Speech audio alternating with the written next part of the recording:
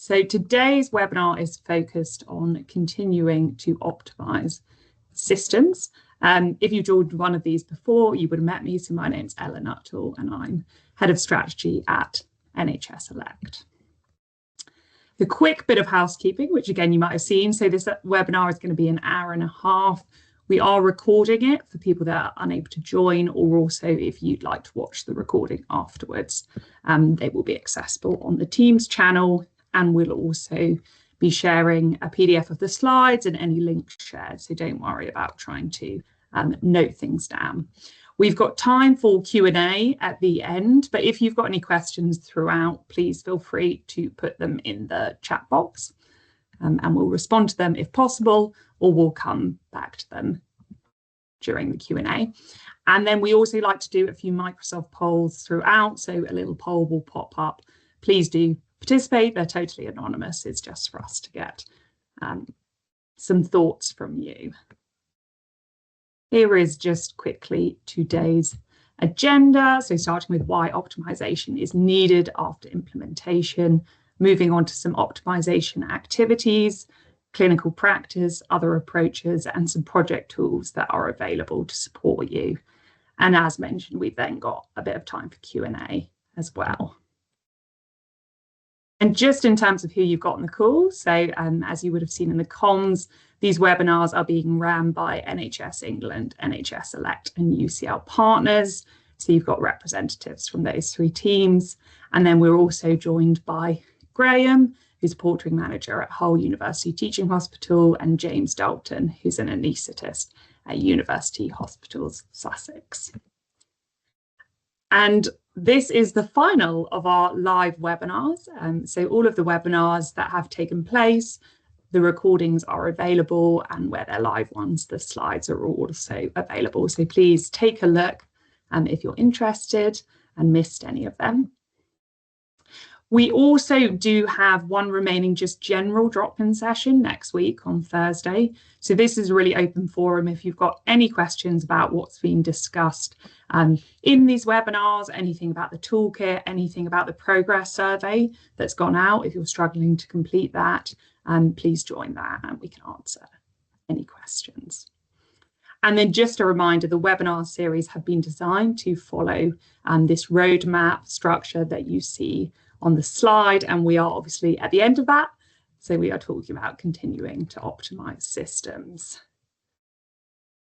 And if you haven't seen the comms yet, the nitrous oxide reduction toolkit is now available. It's available on UCL Partners website. We will share the link. And this has been the basis for the webinars, but in there you can also find lots of practical tools, some of which we've shared in the webinars already, case studies, and real life examples and advice from trusts that are doing this work. So I'm just going to quickly do one poll.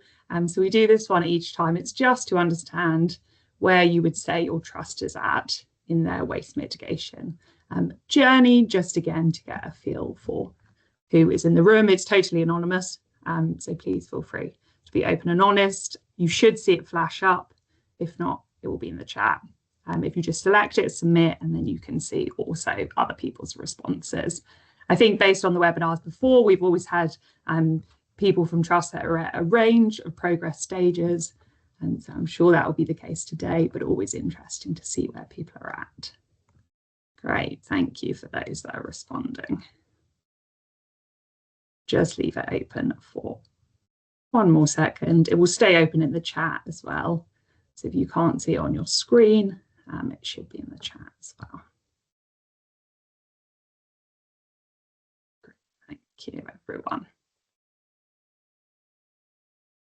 And then just in terms of today's objectives, so it's around increasing your confidence in optimizing remaining medical gas delivery systems for nitrous oxide and nitrous oxide oxygen. And you can see a few of the elements within that we will work through today. So a final poll from me, and we do this in each one. We just like to get a pre and a post kind of confidence rating to help us understand whether we've met the objective that we set ourselves for this webinar. So again, it's totally anonymous, and please just rate what feels most relevant for you? So how confident do you feel at implementing optimization activities?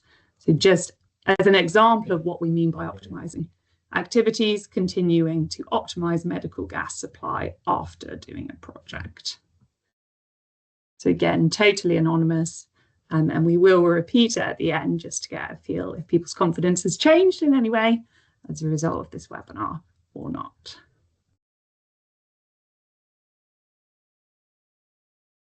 Thank you, everyone. So I will hand over to Katie.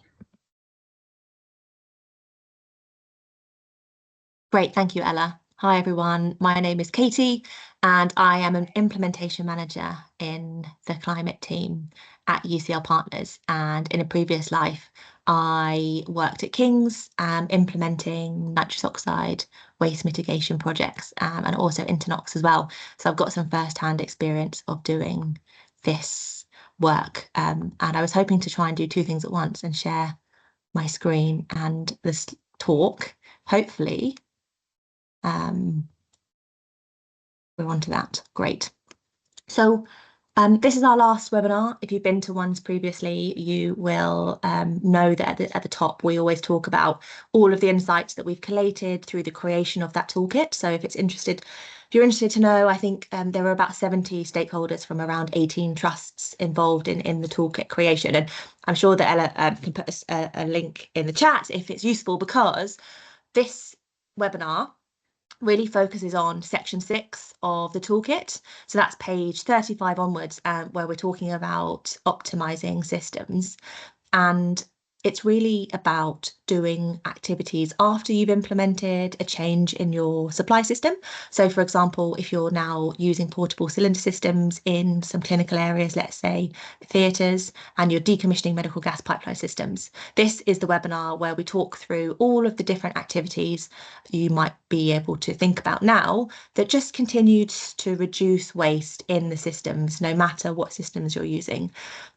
So I think some of the challenges that have come up from trusts when we've talked to them about this work is it can be really hard to think beyond that work to change supply systems over. So it can kind of be quite hard to think post decommission. You know, why are there, it's hard to understand that there is waste still in portable cylinder systems that are in place. And there are many opportunities that trusts have done, and we're going to talk through some of those, where portable cylinder systems can become less wasteful.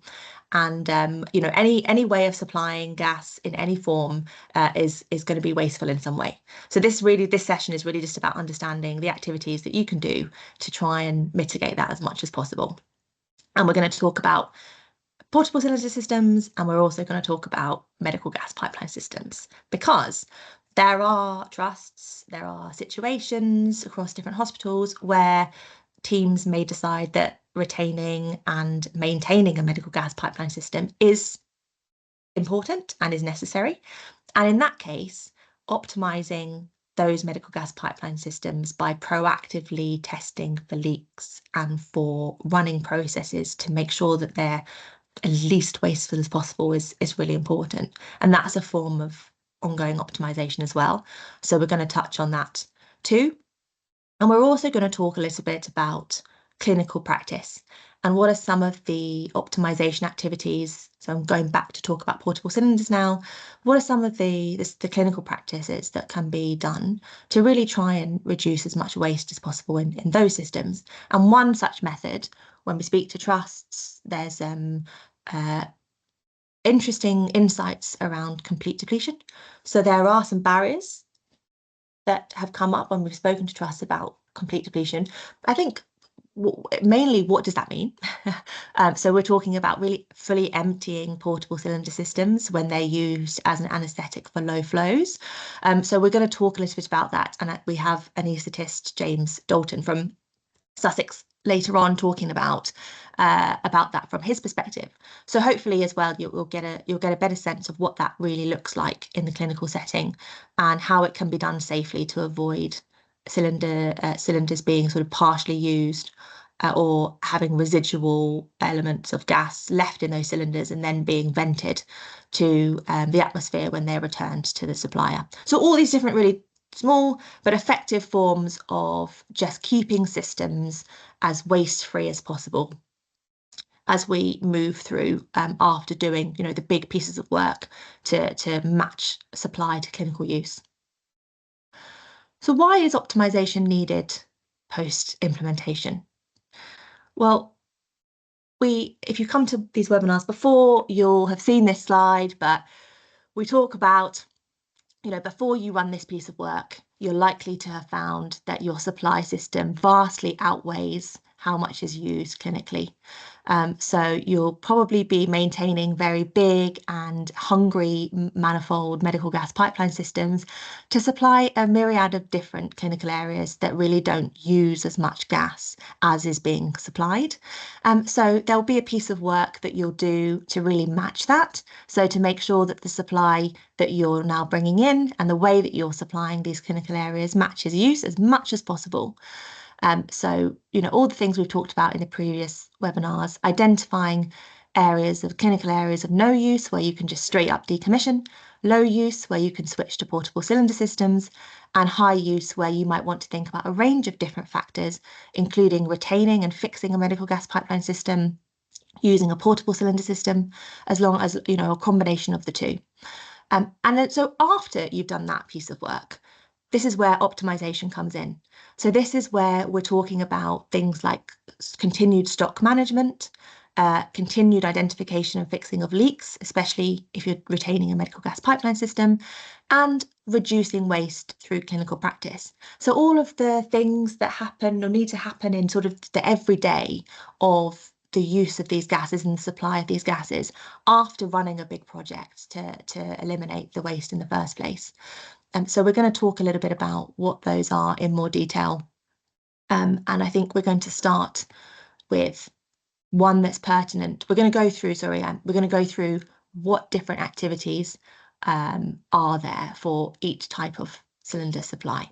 So for example, when you've switched over from a medical gas pipeline system to a portable cylinder system, some of you might be doing that right now. Some of you might have already done that. So portable cylinder systems, what I mean by that are the trolley systems, for example, where you have a size E or perhaps a size F on a trolley, and that is wheeled into the anaesthetic rooms where it's needed, or indeed other areas that use the gases. Or you might have portable cylinder systems on the back of anaesthetic machines installed directly into the machine, or indeed in some cases you might have wall brackets, so where those cylinders are on wall brackets and then they're fed into the machine where they're used. So a combination of different things, but the key factor is that they all use small cylinders. There are 4 different activities that you can run to mitigate the residual waste that occurs in these systems. One is managing the stock of these cylinders. So that really means just ensuring that you're not ordering too many that are then returned or end up expiring in your stock rooms. The second is the complete depletion of the cylinders, and that's dependent on various factors of use. But as I mentioned later on in the slides, we're going to be talking about what that is and then how clinicians can do it. Turning cylinders off after use. So unsurprisingly, once they're used and returned to storage, if small cylinders aren't turned off, they can emit gas. These might be small leaks, but over time, and if this is practice, this is habitual, then it can lead to big amounts of waste over time. And especially when processes aren't clear, trusts have told us, it can easily exacerbate the frequency of this happening when there's no protocols for checking and for turning off. Right? It's simple, but it happens. And then the 4th activity to optimize portable cylinder systems is replacing outdated equipment. So valves, the cylinders themselves, valves, rubber seals that sit on the cylinders and sit in the regulators, they all have a lifetime. They don't last forever. And it can be helpful to understand that lifetime and enable the teams that use those gases to request replacements and check for damage when they inevitably start to corrode or they start to weaken, and clinicians see wear and tear in the use of them. So that's another way that portable cylinder systems can be can leak and can reduce leak by sort of nipping that in the bud. So that's portable cylinder systems. And if we look at medical gas pipeline systems, there are sort of three main ways that teams can continue to optimize them to make sure that they are as leak-free as possible. And one is, two are actually the same as portable cylinder systems. So that's good stock control, reducing that risk of over-ordering large cylinders. And the second is slightly different. So this is really thinking about the fact that you're still using a medical gas pipeline system. That system needs to be looked after, and therefore setting up protocols and approaches to ongoing leak tests and quick fixes, and really starting to embed the idea of testing your medical gas pipeline system in your approach to retaining it and maintaining it. And we've got a few slides later talking about a couple of different types of tests that are recommended. They're also in the toolkit too, about how to do that. And then the third, as I mentioned before, is the same as portable cylinders. So like portable cylinders, equipment used in medical gas pipeline systems is also prone to wear and tear. And understanding when equipment has come to the end of its life and reducing parts across the medical gas pipeline system can also help to ensure that leaks are not caused by outdated equipment. So these are the kind of, hopefully you're getting a flavour for the kind of activities we're talking about here in this webinar. And we're going to shed some more light on them and throw up a couple of examples of how trusts have done this work. And a lot of the time it's done at the same time as decommissioning. And a lot of the time it falls naturally into sort of thinking about the processes and developing better processes. So, you might find that you're actually already doing a lot of this already, but hopefully this is useful to understand what else could possibly be done. So we're going to start with enhancing stock control. And I've got a couple of slides to talk through before I hand over to Graham, who I know is on the call, who's going to talk through the processes that they did at Hull to reduce over-ordering of nitrous oxide. But before I do that, there are a couple of things to explain that we found out from trusts. One is that it's quite common for hospitals, and you might know this yourselves, to rely on what's known as a milk round system. So that's a system where a supplier of medical gas visits the hospital regularly to drop off a fixed number of cylinders on a regular basis. It's quite a traditional way of supplying relatively cheap gases that if it's quite simple, doesn't take into consideration how much is used clinically. It's really there to design to kind of keep supplying overly large, very hungry manifold systems that are likely too big for the areas that they supply. So milk rounds have been found to lead to overstocking and therefore expiry waste. And what trusts have done is transition to what's known as a demand-driven system. So that's an approach that can reduce that risk of overstocking, and it bases the ordering of cylinders on usage data rather than fixed schedules. So it ensures that the gas supply matches how much is being used clinically, not the amounts that were supplied, previously. So like I mentioned before, when trusts have sort of hospitals found themselves doing this alongside decommissioning, it's inevitable that once you've switched over to portable cylinder systems in clinical areas, you're going to want to ensure that the amount of gas, the type of cylinder, of course, and the volumes that you're bringing in matches the change. So you might find that you're actually already implementing these demand-driven systems simply through changing the practice clinically. But you never know.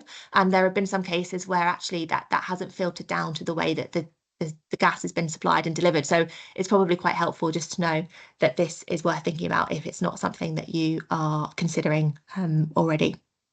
There are also a few further advantages to demand-driven systems. So there are going to be fewer changes, fewer cylinder changes, less time handling and storing those cylinders. And simply by ordering based on usage, of course, hospitals can avoid the accumulation of unused cylinders and that risk of cylinders being going off, expiring before they're even able to be used. And the fewer cylinders you have, the cheaper it is because you don't have to pay those cylinder rental costs, and of course, reduced environmental impact as well. So I think other people refer to this as a just-in-time or a lean system, and it's really just trying to thin down the delivery of gases as much as possible. So we only bring in how much is truly used. And there's a couple of ways trusts have done this using technology. So in addition to implementing a demand-driven system, there's a couple of things that have been really important for some to sort of maintain this strategy quite well. One is to have a direct line between portering staff and the medical gas committee. Obviously, gas porters are on the ground. They're able to see how much gas is coming in and able to escalate risks if there is over ordering happening in the system directly to perhaps the pharmacy procurement team, who would sit in the medical gas committee to really try and iron out any issues. So having that direct line can be helpful. And as I mentioned just now, technology, so developing inventory and stock management systems. So this is really for hospitals that use a lot of all types of medical gas. So yes, if you use nitrous oxide, but if you're a busy hospital and you use lots of different types of medical gases, then inventory and stock management systems can help to ensure optimal supply in general, because there are cost savings to potentially in ensuring that other medical gases are brought in a quite an effective and lean way. So that might be, some trusts are using electronic tagging systems, so they're radio frequency identification, or RFID, which is scanning. That image there, the scanning cylinders, they come in and out, as well as more manual signing in and signing out processes, and some app-based cylinder management tools as well. So these are technologies that can automatically track the location and status of gas cylinders to improve efficiency and waste. And speaking from my own experience, it can be quite common, and it'd be good to know if anyone on the call has experienced the same. But sometimes in doing this work, one can come across, a whole storage room full of 30 or 40 size G cylinders that just simply have been brought in through a milk round system that people have forgotten about, and they've been sitting there for a couple of years, perhaps in a storage room with 1 year left on their expiry, and it can be quite intense to try and get them used and try and avoid that problem of sending them back to the supplier and having them vented to the atmosphere. And of course, the money that's small but important involved in that too. So hopefully it's something that you're not experiencing, but it's not an uncommon thing to see in terms of a form of waste that occurs in the system. So related to this change of redesigning a supply system to reduce waste, I'm pleased to introduce Graham, who's going to talk through the processes at Hull. Graham, if you would kindly introduce yourself and your role at Hull and talk us through what you did there, that'd be great. Thanks, Catherine. Absolutely fine. If it's okay with you, I'm going to leave my camera off. I've got a little bit of a latency issue on our side, so I think this should probably fix it. So to give a bit of a background, introduce myself. My name is Graham Taylor. I'm Facilities Service Manager for Logistics at Hull University Teaching Hospitals. We're newly part of the Humber Health Partnership. There is circa 1,300 beds at our two main sites in Hull Royal Infirmary and Hill. So Hull Royal Infirmary is a major trauma centre for the region. It's very fast paced, obviously, as all acute trauma centres are. We've got quite a large emergency department on our Hull Royal site, whereas our Castle Hill site is much slower paced. It's more planned elective surgery. There's a large cancer services department here, and also a large cardio unit. In 2023, Portering, which is one of the services I look after, took over the management of all of our medical gases from the pharmacy at our trust. So not only nitrous, but oxygen, medical air, Entonox, helium, argon, and everything else you can think of. So before this, if we talk about a case study approach, the reason for the change, the initial problem was ultimately medical gases on our sites was a bit of a free-for-all. We have bulk storerooms held on all of our sites. The pharmacy team or the portering team would receive a phone call from the ward or department that required some gases, and one of us or both of us or sometimes none of us would deliver that medical gas cylinder to that location. Unfortunately, what we found was there was no process for auditing, there was no tracking, no control. So there was really a significant problem with medical gas management on our sites.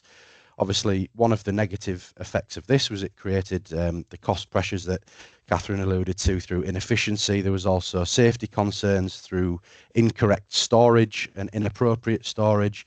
There was no joined up approach throughout the teams on our site. So the approach from us was we set up ultimately a multidisciplinary team involving members of the estates team, the portering team, the sustainability team, the pharmacy team, which I was included in. And through additional engagement within our medical gas committees, we redesigned the whole process for our gas management on our sites. It started with a lot of work at ground level, boots on the ground, and the key to all of this was getting the buy-in from the clinical teams who were going to be using the gases and from the portering team who were going to be taking over this management of the gases. So one of the first things that we did there was we carried out a full audit of every single cylinder across every single site, all the cubby holes, all the usual hiding areas that we could find. We counted all the cylinders.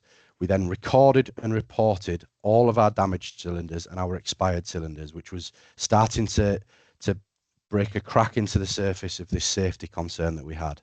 And we engaged with the clinical teams and the ward leads, the sisters and the nurses to understand things from their perspective, because this wasn't just about us.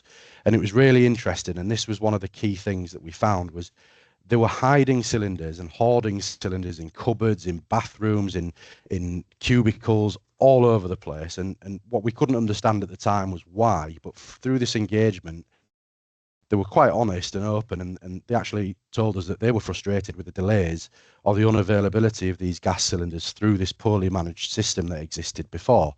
So they felt it necessary to hoard and keep cylinders hidden. So if they requested 6 cylinders at the time, they were only being given 2, but they actually needed another 4. So they were using some that they'd had hidden away in a cupboard. But as part of that problem, it was leading to cylinders getting damaged, not correctly stored. Obviously, cylinders are a combustion risk, and they were expiring over time, and they were finding that cylinders that were actually being used were expired. So as part of that work with the clinical team, each area, each ward and each department that needed gas cylinders gave us a base level for every type of gas that they needed. This was then documented on paper and online and is reviewed continuously by us. So now we understand exactly what each location needs for their services. Every day now, the portering supervisor, as the first task in the morning on both sites, visits each area with a clipboard and with his documented list, or on his PDAs, his app version, and he goes around and all he simply does now is check that the levels that they hold on the ward match what they need. Any top-ups that they need, we record it, we deliver them their top-ups. We also check that their stock is safely stored, safely managed, and we check for any expiry dates on the cylinders. This ensures that obviously the ward doesn't have any expired cylinders. There's no calls throughout the day to the portering team for extra top-ups or additional deliveries, which then removes the portering team away from their urgent task or their duties during the week. And as part of this work, the estates team also ensured that each ward had a safe, agreed location which meets legislation and is secure for storage. So there was chains and there's individual boxes in secure areas that are not near sinks or water supplies, etc. And this allowed the wards not to hide cylinders. So over time, over a few months, all of these cylinders that were hidden were getting returned to us and they weren't hoarding them anymore. So as a trust, we managed to significantly reduce the number of cylinders and the amount of stock that we held on our site, which as a result of that, obviously we have quite a significant cost saving there through the cylinder rental. Now, our supplier, like many other suppliers, work off a like-for-like exchange system. So if we needed 50 oxygen cylinders, but we were unable to give them 50 empties back because of this problem, we wouldn't have received 50. So each ward was then short, and we were creating quite a significant safety issue for our organisation. So through this new plan and this new process, that's completely removed that risk, and we're able to return the cylinders like for like each time. The stock now from our bulk stores uses a sign in and sign out process from the portering team, so we can now track who's moved what and to where. The specific focus for this is also on nitrous oxide, due to that being a controlled drug. We now work with external training providers for our portering team. So training is now mandatory for medical gases for all porters, so circa 120 staff.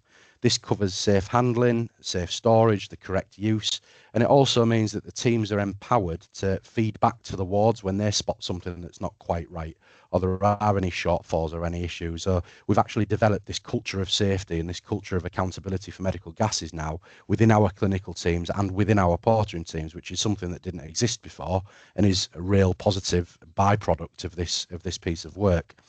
So following on from this medical gas management system and this new process that we put in, some of the key benefits it's allowed us to do is have some follow-up work through the proper management of gases and the training, and now the correct tracking of all of our usage.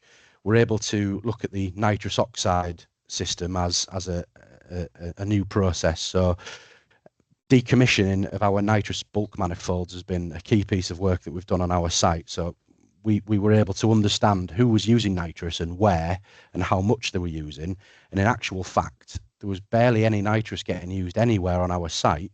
The vast majority of all of our usage was accounted for in leaks, which obviously was a significant problem for us. So we were able to move away through this multidisciplinary team and through the development of some smaller portable nitrous oxide manifolds.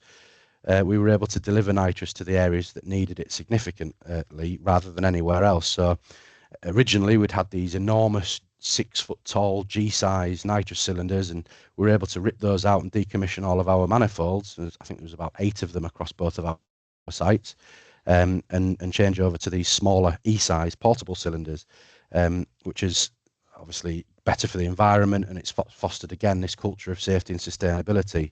To give you a little bit of an insight into some of the figures, before this change in October 2023, we recorded 540,000 litres of nitrous oxide was used across our organisation. That's the equivalent of 270 E-size nitrous cylinders. Now, in October 2024, there was 7,200 litres used, which is the equivalent of 4 E-size cylinders. So an absolutely enormous saving there, which, you know, fantastic for the environment and also for our bottom line in terms of cost, which is obviously one of the main things that we're hoping to gain out of that piece of work. So to summarise, this entire piece of work that we did with the clinical teams and with the porters has enabled us to improve our porter labour efficiency and medical gas efficiency. So porters can now use their labour where it's needed through this new process, instead of spending a significant amount of time changing cylinders or delivering ad hoc cylinders all day throughout the day to places that didn't really need it. We've improved the education and the understanding of medical gas cylinders, of safety through training and engagement with the clinical teams and the wards, which has massively improved the safety through reducing the number of unsecured cylinders, which has reduced the number of reports for incidents on our sites, reduced the number of expired cylinders on our sites because we're identifying them early. We've removed any damaged or faulty cylinders. So all of the cylinders now on our site are what they are supposed to be for. None of them are expired.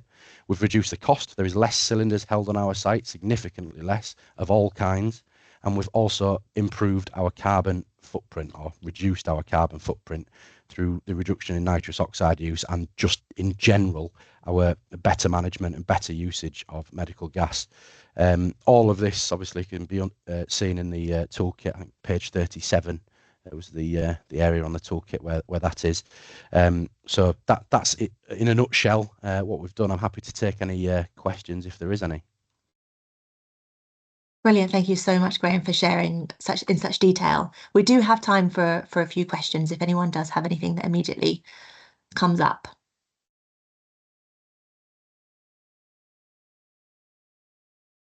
I have a question actually, Graham, if anyone else is thinking, but I would love to know from you what the feedback has been from the medical gas porters in the change of the process. What have they, been able to say about it? The biggest level of satisfaction that we've had across the board has been from the porters. They would spend probably an hour at a time changing the bulk manifolds for the nitrous oxide. You'd have up to 12 G-size cylinders, obviously heavy, bulky loads. They would need to take the old ones off, perform leak checks on the pipe system, put the new cylinders on, perform leak checks again. So you'd be talking about an hour, whereas this is literally performing a simple check in the morning. You may not even need to change the cylinders. As I said, in October 2024, we changed 4 across an entire month, whereas it would have been 270 the previous year. So the amount of labour efficiency and the amount of labour time that the team are getting back there, I think that's the biggest driver for that in terms of the porter and satisfaction.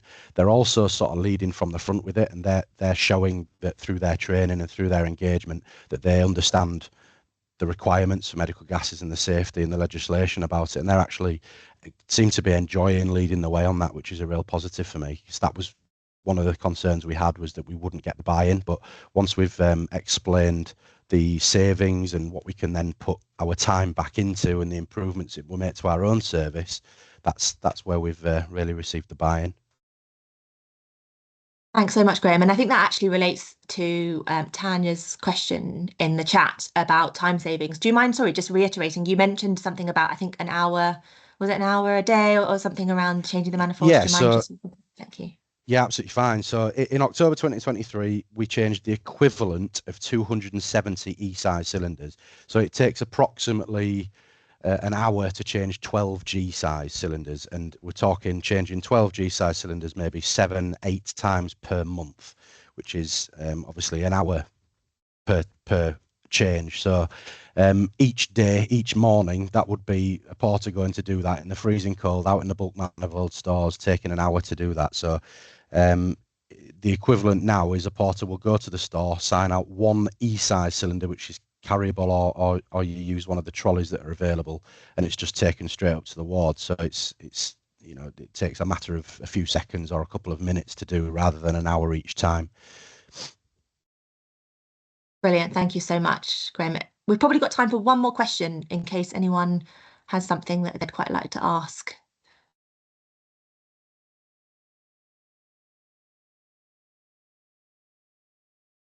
Not seeing any hands go up. So I wonder if anyone does think of a question later on for Graham, we can certainly get it to Graham. And if people are people able to reach out to you, Graham, if they have further questions, perhaps they're thinking about absolutely, yeah, more. no problem. I believe my email's on this on this invite, so I'm happy for that to be shared. Yeah, not a problem at all. Brilliant. Well, thank you so much, Graham. You're welcome to stay for the rest of the presentation. I know you're probably quite busy, so feel free to do whatever works best for you. But thank you so much again for coming and talking through this. And if anyone does have any questions later on, we'll make sure that they get to you. No problem. Thank you for the invite. Appreciate it. Brilliant. I'm just going to move on to our next part of the session. So we've talked through ensuring stock control, good stock control, and that matters for portable cylinders and for medical gas pipeline systems as well. And now we're going to talk specifically around what some trusts have been doing when it comes to optimising their remaining medical gas pipeline systems for nitrous oxide. So when it's been determined that a medical gas pipeline system should stay in place, there is, you know, what's required is sort of regular inspections and tests of that medical gas pipeline system in order to continue to look after it. So to address those leaks, to identify those leaks and fix them, contributing to ensuring that it manages to stay as leak-free as possible. And so running those leak tests needs to be quite regular, and there are two main types. And we spoke a lot about leak tests for medical gas pipeline systems in the Navigating Engineering Requirements webinar that has been recorded. So we're going to just spend a couple of slides talking about it and focusing mainly on system-wide leak identification, so pressure tests. But we went into a lot more detail in the previous webinar. And also there is a lot more sort of more detailed information on how you run a pressure test and the different types of location-specific leak tests. So we look at two types in the toolkit. So I suggest that if you're looking for sort of specific information about what those are, then refer to the toolkit directly. There's a table in there where we go through the recommended different types of leak test. But we're just going to spend a couple of slides talking through the main one that should be annual and should be scheduled every year, which are pressure tests. So I've sort of talked around this slide. So basically what I'm saying is that there are two different types of leak identification method that are recommended. And these are continuous and ongoing if you're retaining your medical gas pipeline system. One is a system-wide test. So that looks at the entire system to determine if and where leaks might be present. So it's supposed to give a comprehensive view of the integrity of that medical gas pipeline. What you can't do in that system-wide test is identify where exactly leaks are happening, but it will tell you if leaks are indeed happening across the system. And then the location-specific leak detection. This is used to pinpoint the exact locations of leaks once there is a known issue. So this can't tell us overall about system integrity, but it's valuable for targeting specific repairs. And there is a table, as I mentioned, in the toolkit where we go into much more detail about what those are and the different types and the pros and cons of each. But for system-wide tests, there is one which is the gold standard, and this is a pressure test. And this should be scheduled annually. And the pressure test, as I mentioned, that tests the integrity of that whole medical gas pipeline system. It checks that it's sealed and that it's functioning at the required pressure. So it can be used to confirm if leaks are present, but it can't be used to confirm where those leaks might be exactly. Usually these tests are run not as frequently as they should be. So there is a requirement that these are run annually. And the reason why, in speaking to Trust, the reason why perhaps they're not run as regularly as they should be is because it can be quite challenging to run them in the first place, especially when you're talking about, for example, NTNOx or nitrous oxide oxygen medical gas pipeline systems that are used very often, very frequently, and at all times of day and night, and across the weekends too, because that in order to run a pressure test, they need to be the whole system needs to be isolated. So that means unplugging all of the tubing from the wall valves at the clinical point of use to make sure that nothing is plugged in. So that obviously involves not being able to use that system, which can mean that sometimes these take time and effort to run and can be a barrier to doing them. But there are ways that trusts have been able to do these and ongoing putting things in place to make sure that they are able to run scheduled pressure tests more regularly. And that involves ensuring that there is a portable cylinder system in place. So really ensuring that there is a backup system, potentially in that maternity setting, for example, where there is portable NTNOx cylinders that patients are able to use for pain relief, that is fully accessible. And that means that people can be quite confident in then running a pressure test on the system to make sure that there is an opportunity to test that system for potential leaks. So how it works is usually there is an authorised person, so that's a specific title of an authorised person in the estates team in a hospital. They might also sit within a PFI contract. They're responsible for running this annual pressure test. Like I mentioned, the approach is to isolate that system, so unplugging all the tubing that's connected to the walls, potentially in the clinical areas that's supplied by that system. Then that system is isolated and pressurized to a specific level. We go into a little bit more detail on this in the toolkit. And then it's monitored to see if that pressure remains stable. And if that pressure drops, then that indicates a leak, which can lead then to the authorised person and the estates team to really do some further investigations to understand where those leaks might be located and to fix that issue. And that is something when you're retaining a manifold. So this is, this is an optimization activity, because if you are retaining a manifold, there really is a requirement to do this often to make sure that it's being maintained and it becomes, it stays as leak-free as possible after potentially doing some initial fixes on identifying big leaks in it. This slide is a little bit on health technical memorandum. So if you're not an estates colleague, and you don't know about health technical memorandums, it's probably useful at this point to share just a little bit about what they are. So there is a health technical memorandum. It's a document, it's guidance, and it is this HTM, specifically HTM 0201, is really the key reference for medical gas pipeline systems in general. So it covers everything from design to operation, maintenance, etc. And the reason I'm mentioning it is because it also provides detailed guidance on how to run a pressure test. So this is the document, this is the guidance that authorised persons will have access to. And you also, it's available, or if you Google it, it will come up. And so you're also able to access it and understand perhaps in a little bit more detail how pressure tests work. And if you know the HTMs, and I think a useful thing to mention at this point is that there is currently a new one in development, and that's just an aside to say that at the moment there's an update going on to ensure that the implementation, so the installation of medical gas pipeline systems is through a process called by-informed design, which basically means that it's the need for one is very much analysed in terms of how much clinical use requires it, rather than perhaps assuming that the best course of action is always to implement a medical gas pipeline system. And as we know, many clinical areas are moving away from that requirement. So that's what's going into the current, the future update for the HTM.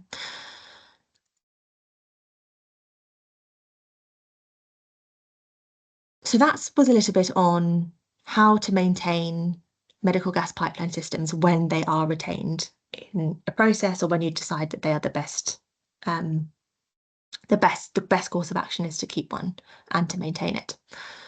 So moving on to the next activity for optimization, to continue to really reduce as much waste in systems as possible, is replacement of outdated equipment. And this matters for both medical gas pipeline systems as well as portable cylinder systems. So with medical gas pipeline systems, there are naturally moments where piping and the systems and the valves around the piping will become damaged or leak and will wear. And it's important to make sure that there is proactive maintenance to extend that equipment's lifetime. So some of the parts that can be worn, that we see and that the trusts have experienced can lead to leaks, are things like the pipeline components themselves, some of the valves, the connections between the manifold where the cylinders are plugged in and the piping, and some of the seals around the manifolds too. So regular inspections and maintenance of the medical gas pipeline system, both at that manifold and across the pipeline, can really help to prevent ongoing leaks. And scheduled replacement can be built into processes and into budgets as well, because obviously there is a cost implication there. And so it's important to think about how much a medical gas pipeline system is going to continue to cost in terms of regular maintenance and repair. And then when it comes to portable cylinder systems, the thinking is the same. It's just the components are different. So there is obviously wear and tear that happens through handling and through use of these portable cylinders, no matter what type you're using. And there are connection points that can fail because they become worn over time. The O-ring, so there's a picture of a cracked O-ring there on the screen.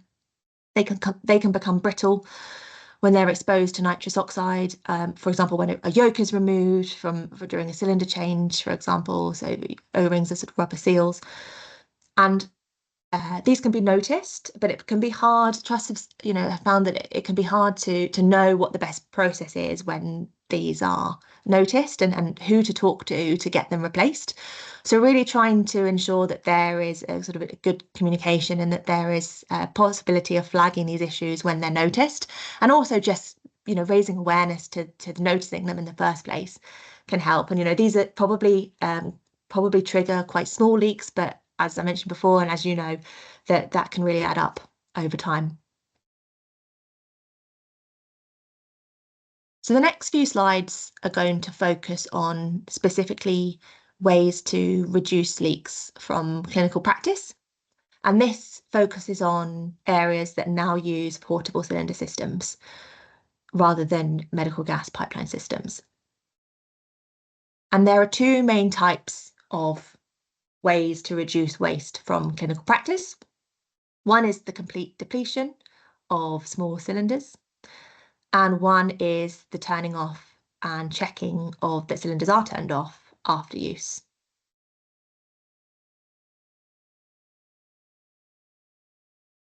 So our first few slides talk about complete depletion. And in talking to trusts about this, there are some challenges that have come up and some difficulties.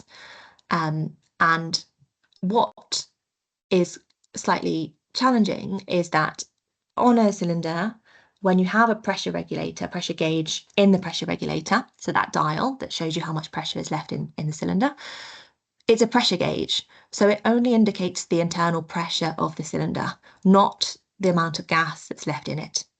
And pressure only begins to drop at low levels. So it can be quite hard, clinicians have told us, to estimate, generally speaking, how much gas is actually left in that cylinder.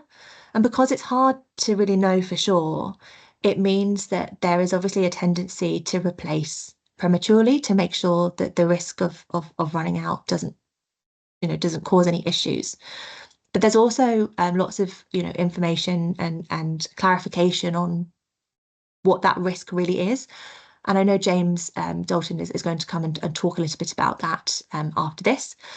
There's also anaesthetic alarms. So anaesthetic alarms will sound when that low pressure that pressure gauge is dropping to indicate low pressure, which can encourage, psychologically encourage the changeover of cylinders at pace. So the challenge is understanding how much gas is left in a cylinder when a replacement is needed, and the right time to swap a cylinder out when you're using it for anaesthetic purposes, for low flow purposes. So that's the information that we found. And obviously what happens is then the risk, the leaks, the waste that we're talking about is that residual amounts being left in a cylinder, perhaps using a cylinder to sort of 2/3 and then those being sent back and vented to the atmosphere. I'm not sure, is James in the call yet? James, are you with us? He might be with us at 11, so I might be a little bit premature. But James is coming to talk through cylinder depletion at Sussex and give us his perspective as an anaesthetist. So I'm going to come back to that after I run through the next section. So when it's 11 o'clock, in 5 minutes' time, I'll come back and see if he's on the call. So parking that for one moment and turning off after use. So this is a different type of clinical practice. So waste can occur when portable cylinders are not turned off after use, of course, a clinician might be using that portable cylinder, and once it's used, if it's not disconnected from the equipment that it's plugged into, or it's not turned off and it's returned to the storage facility and area, it can leak into that area. So there are processes and protocols that trusts can put in place to really try and encourage clinicians to ensure that these are turned off, and checks are made to make sure that they are indeed turned off and not leaking out into storage areas. And in maternity settings, unplugging of equipment has proven to be a really effective way of reducing waste in general. So when I'm saying, these might be small leaks, actually, in many cases, depending on the system you're using, it can actually help to mitigate large volumes of waste. So for example, here I've got on the screen a screenshot of Hull's work, and if you've come to previous webinars, if you've been involved in doing this work for a while, you're likely to know Hull's the big impact that Hull have experienced simply by removing demand valves of the maternity unit. So the demand valves that are plugged in to the wall units, there's a little graphic there, unplugging those when they're not in use, although the valves conserve nitrous oxide oxygen and they release it only on patient inhalation, if they stay connected when they're not in use, they can leak. So what Hull have done is run a lot of activity to encourage midwives and clinicians to remove the tubing when it's not in use, and that, as you'll see, they started that around sort of August 2021, and they saw a massive impact in the drop of related emissions and, of course, volumes of gas. And it's a behavioural change, so it needs sort of constant reminding, and it needs to be set in place in a way that can that can become a permanent change. And Hull have spoken in previous webinars. Mark Beaumont, head of sustainability at Hull, has come to previous webinars, and there's case studies in the toolkit that talk about the need to continue that. And if checking and monitoring systems, and if engine oxygen use increases, and you can see there in the chart, Hull experienced sort of an increase in use, or volumes that indicated potentially a leak, and then ran this campaign again around August 2024 and saw that reduction happen again. So different ways, different opportunities to encourage staff to unplug or turn off after use, disconnect tubing and demand valves when they're not used, can really help to, no matter if you're using portables or wall supply, can really help to reduce waste.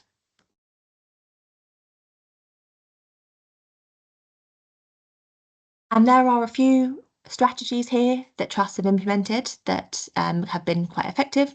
One is posters, so really just putting posters up near the areas where the valves are used to remind clinicians to turn off the devices and turn off the flow meters when they're not in use.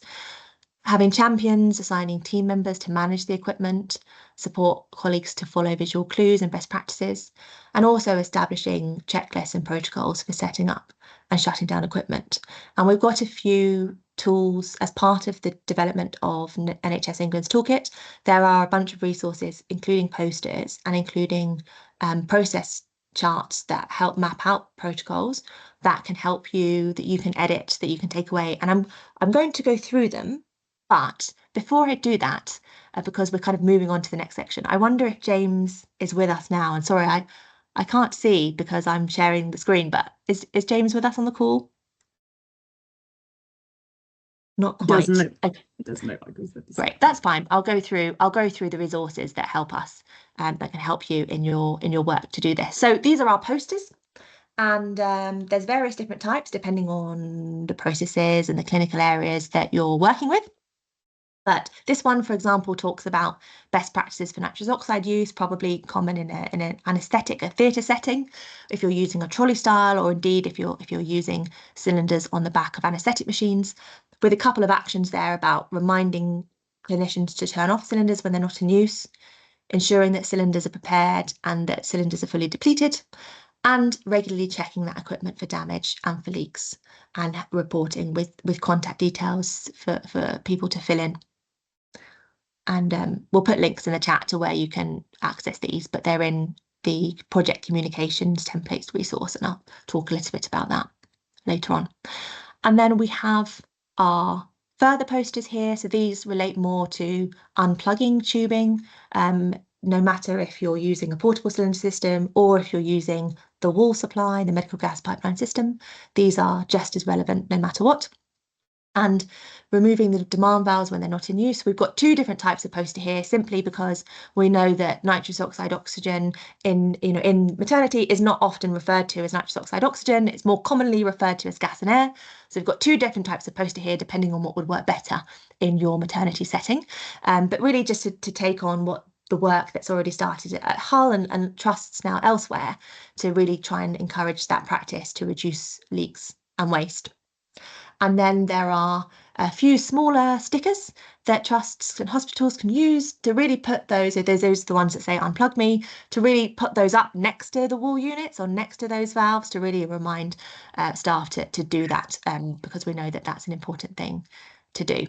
And then in terms of processes and protocols, this is a process from Charing Cross Hospital, and they created quite a clear process map to show the roles of the medical gas supplier bringing the gas in, the role of the porters in delivering those gases to where they're needed, and then healthcare professionals in using the gas, but also you'll see there in the middle, using the cylinders, but also ensuring that they are turned off and checking regularly, weekly, to ensure that all the cylinders are accounted for and that all of them are turned off, and checking the pressure on them too.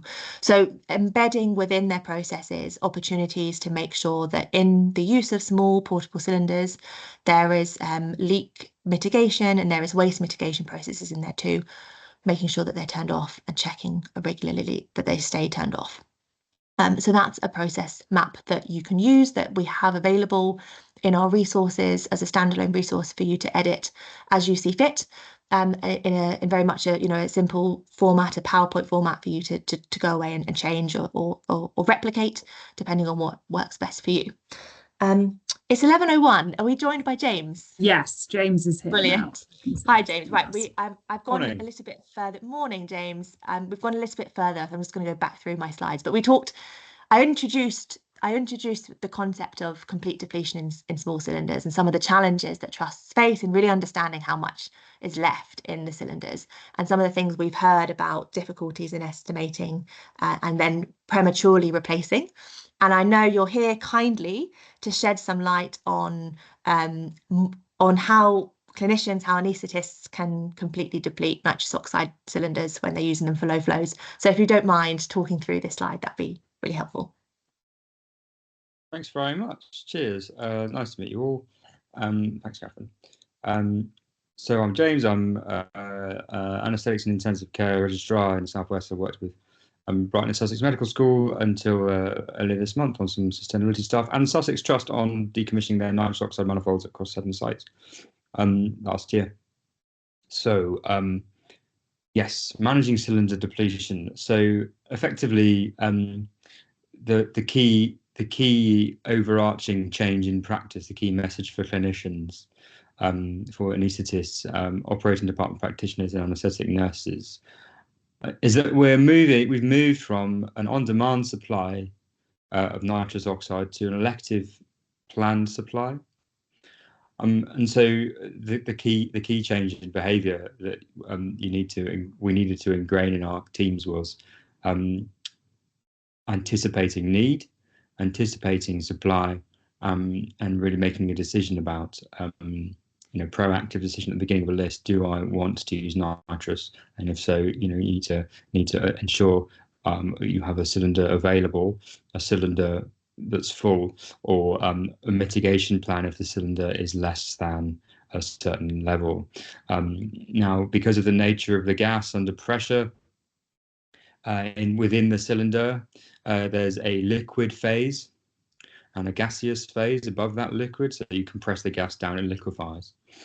And so that means until the liquid is fully evaporated and turned into a gas, and there's no more liquid left in the cylinder, your pressure gauge will always read full, because the gas, because of Avogadro's law, whenever you've got a gas that's always being replenished by the vapor, the liquid below it, it always exerts maximal pressure within that cylinder, right? So depending on the size of the cylinder, most commonly people use E-cylinders, and that's what most trusts are trying to adopt in terms of adopting a mobile cylinder supply.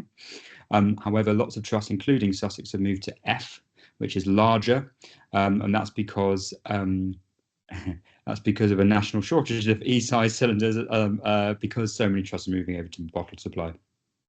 So that's why we've written here between 10 and 25% empty, depending on the size of the cylinder, right? So when your pressure gauge starts to drop, that means you've got 10 to 25% left within your cylinder. Now, this is important because what you don't want to do is have an anaesthetized patient maintained with nitrous oxide and then run out nitrous oxide and not have another cylinder immediately available with a supply to plug into, right? The risk there is patient awareness, because nitrous oxide contributes to the depth of anesthesia as well as analgesia during the case. So this is why we've written a standard operating procedure. It's very similar to the process map we've seen before from Catherine,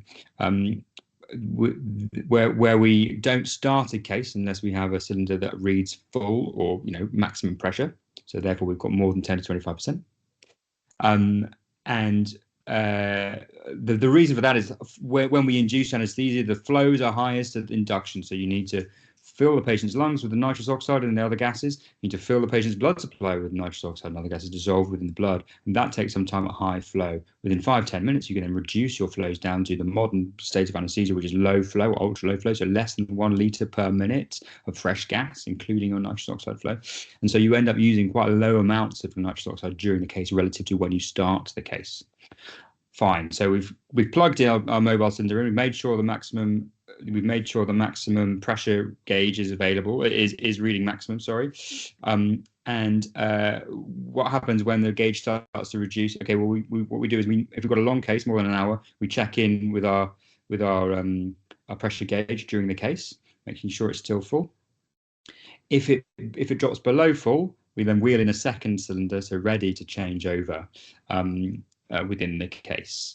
And so we've got a system very similar to this process map that we've designed to make sure we've got redundancy, so full cylinders available within the operating theatre suite. The maternity areas are deemed slightly higher risk for requiring or needing our nitrous oxide. So what we have in maternity theatres is a dedicated F-side cylinder within the theatre, within the emergency caesarean section theatre, and that is always maintained at full. And once the pressure gauge drops below a quarter, it's swapped out to another to elective theatres. And a full one is replaced with it, and so that's part of our weekly stock and pressure gauge checks. There's a for obstetrics, there's dedicated portering obviously already, but the porters are aware that where the gas cylinders are stored in main stores, and they're able to go over there and access cylinders at any time of day for it, as they would for an oxygen cylinder, to go and replenish in case the nitrous oxide pressure gauge starts to drop within theatre. So our SOP: check the pressure gauge, it's full, continue. If the pressure gauge, we also need to check where's the second cylinder. So we've got a second cylinder supply, fine. And then thirdly, we've always encouraged low flow anesthesia for other reasons, but this is another reason to maintain patients with ultra low flow or low flow anesthesia, to maintain your cylinder supply. Now, interestingly, this is extra cognitive work for anaesthetists, ODPs, and anaesthetic nurses. And interestingly, this extra cognitive load, I believe, is probably behind one of the reasons why we've seen much less reported use of nitrous oxide after introducing what is, technically speaking, an uninterruptible supply, as long as we have cylinders available. So we should be able to still use nitrous oxide in a very similar way as we've used it before. But I think lots of clinicians have decided, you know what? I've got bigger fish to fry. I'd rather think about something else. I don't want to have the faff of using what is effectively an optional drug in 99.9% of cases. I'd rather just not use it. And so I think what we've done is we've replaced a manifold supply with a bottle supply. These extra cognitive steps that are required, and the manual labour required of wheeling cylinders in and out, is another active deterrent cognitively for clinicians to decide to use nitrous in the first place. So I've purchased F cylinders for our trust, but I expect to be able to swap them out as long as we can get BOC to supply them with E cylinders in the next couple of years, because we're not going to be using the full volume of F. We're going to be sending back to BOC after 3 years, cylinders that have still not been depleted, is my opinion, because it's got a 3-year shelf life. So I think it's a good halfway house, is replacing a pipe with a bottle supply towards a future without the use of nitrous oxide at all, because you can perform anaesthesia safely without it. Yes, so I think that's basically summarizes the system. Safety backups are weekly stock check from ODPs and weekly stock checks in the gaseous cylinder store by portering team. Very simple. Any questions? Great, thanks, James. Yeah, we do have time for some questions. If anyone has any.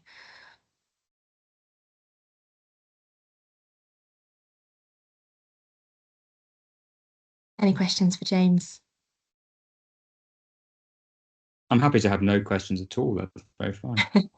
I have a question, which is around your SOP, actually, and it would be helpful, perhaps. I don't know if people have seen it, if you're able to share it, but it sounds like it's quite a useful thing if perhaps hospital people here have not seen one, or there are clinicians in the room that would quite like to see how it works, and to share it. So I don't know, James, if you're able to sort of share that, or if people are happy, if you're happy for people to reach out to you to talk about it.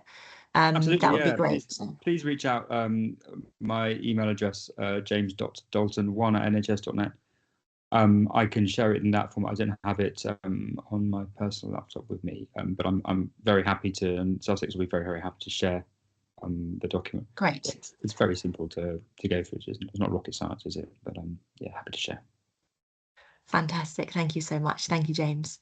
Well, we've nearly reached the end of the presentation, really, and it's just on my part to share the last few elements, which I actually have sort of gone through already, but just to talk through the tools that we have to help you. I mentioned the editable process map that's come from Charing Cross.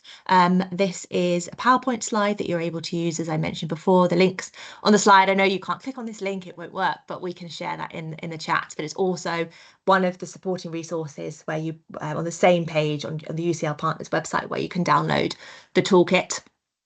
So that's there to help you understand how you might want to share processes to improve clinical practice and reduce waste in that way for small cylinders. And of course, the project communication templates with those posters that I went through earlier, and understanding how to help use those to remind clinicians to unplug tubing when not in use, but also to turn off cylinders, etc., and just to have some best practice around portable cylinder system usage.